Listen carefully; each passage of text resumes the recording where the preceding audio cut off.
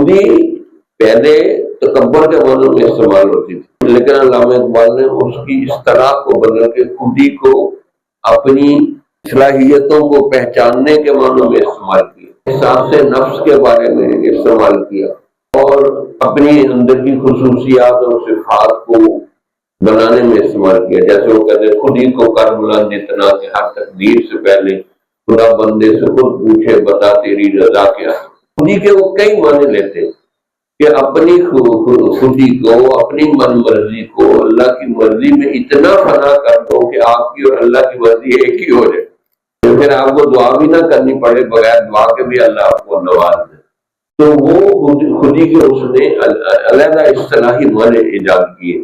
خودی خود سے بنے، سیلف، اپنی اندر کی صلاحیتوں کو پہچان، کیونکہ ہم غلام تھے، بہت ہی نیچے چلے گئے تھے، مغلوب ہو گئے تھے انگریزوں سے، اس لیے اس نے کہا کہ یہ جو ہے نا انگریزوں کی غلامی اور مغلوبیت، اس سے نکلو۔ اس سے پھر اس نے خودی کو کہا خودی کا نشے من تیرے دل میں ہے، فلک جس تیرے آنکھ کے دل میں ہے۔ بہت زیادہ لوگوں نے خودی کے اوپر شعر کیا، پورا فلسفہ اس خودی کے گرد گردش کرتے ہیں۔